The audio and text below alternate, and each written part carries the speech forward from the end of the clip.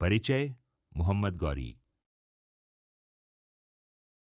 मोहम्मद गौरी एक ऐसा योद्धा जिसने हार को जीत में बदला और 800 साल के मुस्लिम शासन की नींव रखी। 12वीं सदी का वह योद्धा जिसकी रणनीति ने भारतीय इतिहास की दिशा ही बदल दी। राजनीतिक दूरदर्शिता और सैन्य कौशल के धनी मोहम्मद गौरी ने 1192 में तराइन के द्वितीय युद्ध में एक ऐसी विजय हासिल की जिसने हिंदुस्तान में नई सल्तनत की नींव रखी। 1149 में गौर के एक शक्तिशाली परिवार में जन्मे मोहम्मद गौरी का बचपन संघर्षों और महत्वाकांक्षाओं से भरा था। 9 वर्ष की आयु में ही उन्होंने घुड़सवारी और तलवारबाजी में महारत हासिल कर ली थी। अपने भाई गयासुद्दीन के शासनकाल में 24 वर्षीय मोहम्मद गौरी को गजनी का गवर्नर नियुक्त किया गया। यहीं से शुरू हुआ एक ऐसा सफर जो भारतीय उपमहाद्वीप के इतिहास को हमेशा के लिए बदल देगा। 177 में मोहम्मद गौरी ने पहली बार भारत की ओर अपनी नजर डाली। मुल्तान और सिंध पर कब्जा करने के बाद उन्होंने अपनी सेना के साथ पंजाब की ओर कूच किया, जहां 20,000 घुड़सवारों के साथ उन्होंने कई किलों पर विजय प्राप्त की। 1178 में गुजरात के चालुक्य राजा भीम द्वितीय के विरुद्ध अभियान में गौरी को पहली हार का सामना करना पड़ा, लेकिन इस हार ने उनके संकल्प को और मजबूत किया। उन्होंने अपनी सेना के 5,000 सैनिकों को नए युद्ध कौशल सिखाए। 1186 तक मोहम्मद गौरी ने पेशावर से लाहौर तक का क्षेत्र अपने अधीन कर लिया था। 12 नई छावनियां स्थापित कर उन्होंने अपनी सैन्य शक्ति को और मजबूत किया। अब उनकी नजरें हिंदुस्तान के मैदानों पर थीं। 1191 में मोहम्मद गौरी 1,20,000 सैनिकों के साथ तराइन के मैदान में पृथ्वीराज चौहान से भिड़े। इस पहले युद्ध में उन्हें हार का सामना करना पड़ा। घायल होने के बावजूद वे अपने साथ एक महत्वपूर्ण सबक लेकर लौटे, भारतीय युद्ध कौशल की गहरी समझ। हार से सीख लेकर मोहम्मद गौरी ने अपनी सेना में आमूल चूल परिवर्तन किए। 1192 में दोबारा तराइन पहुंचे, इस बार 1,20,000 सैनिकों के साथ, लेकिन एक नई रणनीति के साथ। तुर्की घुड़सवारों का नाटकीय पीछे हटना और फिर अचानक हमला। तराइन के दूसरे युद्ध में 26 घंटे की भीषण लड़ाई के बाद मोहम्मद गौरी ने अपनी अद्वितीय रणनीति से विजय हासिल की। 1,00,000 से अधिक सैनिकों वाली पृथ्वीराज की सेना पराजित हुई और गौरी ने दिल्ली और अजमेर पर कब्जा कर लिया। 1193 में कन्नौज के राजा जयचंद को हराकर गौरी ने गंगा यमुना दोआब पर अधिकार किया। 30,000 घुड़सवारों की एक छोटी लेकिन चुस्त सेना के साथ उन्होंने बनारस तक का विशाल क्षेत्र अपने अधीन कर लिया। 1194 से 1202 तक मोहम्मद गौरी के सेनापति कुतुबुद्दीन ऐबक ने 7 बड़े अभियानों के द्वारा गुजरात, बिहार और बंगाल तक का विस्तार किया। 8 वर्षों में एक विशाल साम्राज्य की नींव रखी गई, जिसने 300 वर्षों तक भारत पर शासन किया। मोहम्मद गौरी की सबसे बड़ी विशेषता थी उनकी प्रशासनिक दूरदर्शिता। उन्होंने अपने विश्वस्त गुलाम अधिकारियों को प्रांतों का प्रशासक नियुक्त किया।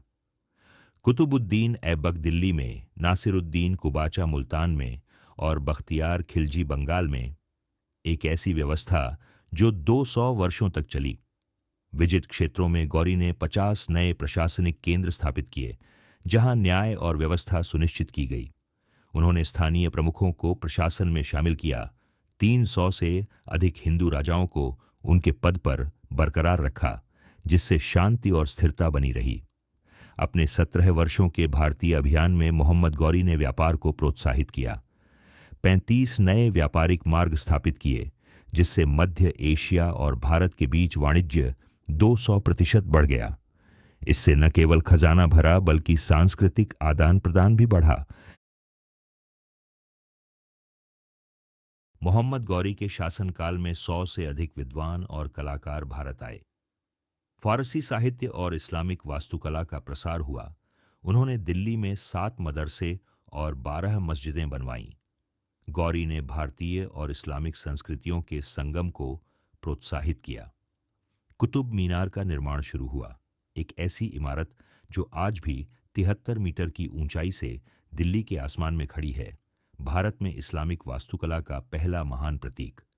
गौरी के प्रोत्साहन से फारसी और संस्कृत साहित्य का अनुवाद हुआ। 200 से अधिक पुस्तकालयों की स्थापना हुई, जिनमें चिकित्सा, गणित और खगोल विज्ञान के 10,000 से अधिक ग्रंथ संरक्षित किए गए। अपने साम्राज्य के विस्तार के दौरान मोहम्मद गौरी को न केवल बाहरी शत्रुओं बल्कि आंतरिक विद्रोहों का भी सामना करना पड़ा। 1205 में खोखरों के विद्रोह के दौरान उन्होंने अपनी 15,000 सैनिकों की सेना के साथ 30 दिनों में विद्रोह को शांत किया। गौरी की सबसे बड़ी चुनौती थी इतने विशाल साम्राज्य का प्रबंधन। उन्होंने 12 प्रांतों में विभाजित करके हर प्रांत में सक्षम अधिकारियों की नियुक्ति की और एक केंद्रीकृत प्रशासनिक ढांचा तैयार किया, जो बाद के शासकों के लिए मॉडल बना। 1206 में अपने अंतिम अभियान के दौरान मोहम्मद गौरी ने अपने साम्राज्य की सुरक्षा सुनिश्चित की और अपने उत्तराधिकारियों को गहन प्रशिक्षण दिया, विशेषकर कुतुबुद्दीन ऐबक को, जिन्होंने बाद में भारत में गुलाम वंश की स्थापना की। मोहम्मद गौरी का सबसे बड़ा योगदान था दिल्ली सल्तनत की नींव रखना, एक ऐसा साम्राज्य जो 320 वर्षों तक चला और जिसने भारत के सामाजिक, सांस्कृतिक और राजनीतिक परिदृश्य को पूरी तरह बदल दिया। गौरी द्वारा स्थापित प्रशासनिक व्यवस्था और सैन्य संगठन ने न केवल दिल्ली सल्तनत बल्कि बाद में मुगल साम्राज्य के लिए भी आधार प्रदान किया। उनके द्वारा प्रशिक्षित 40 मामलुक अधिकारियों ने भारत में अगली 150 वर्षों तक शासन किया। आज भारत में मौजूद 200 से अधिक ऐतिहासिक स्मारक मोहम्मद गौरी और उनके उत्तराधिकारियों की देन हैं। दिल्ली का कुतुब मीनार, कुव्वतुल इस्लाम मस्जिद और 2.5 दिन का झोंपड़ा उनके वास्तुकला प्रेम के प्रतीक हैं। मोहम्मद गौरी के जीवन से हमें यह शिक्षा मिलती है, हार कभी अंतिम नहीं होती, वह नई शुरुआत का मौका होती है। एक हार के बाद उन्होंने अपनी रणनीति बदली और एक ऐसे साम्राज्य की नींव रखी जिसने सदियों तक भारतीय उपमहाद्वीप के इतिहास को प्रभावित किया। गौरी की सैन्य प्रतिभा और प्रशासनिक दूरदर्शिता ने भारत में इस्लामिक शासन का एक नया युग प्रारंभ किया, एक ऐसा युग जिसमें फारसी संस्कृति, इस्लामिक वास्तुकला और नए प्रशासनिक सिद्धांतों ने भारतीय सभ्यता को समृद्ध किया।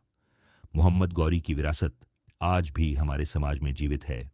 भाषा, कला, वास्तुकला, प्रशासन और यहाँ तक कि हमारी मिश्रित संस्कृति में भी।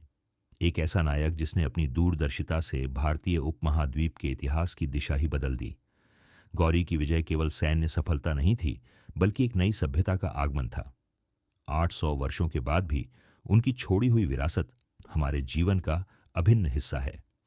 यह है महान मोहम्मद गौरी की कहानी, जिन्होंने हार से सीखा और विजय का इतिहास रचा।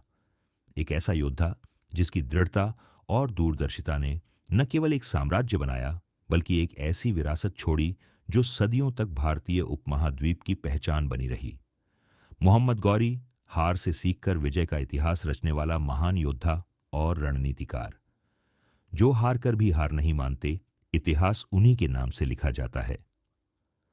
मोहम्मद गौरी की यह कहानी हमें सिखाती है कि संकल्प, दृढ़ता और दूरदर्शिता से असंभव भी संभव हो जाता है।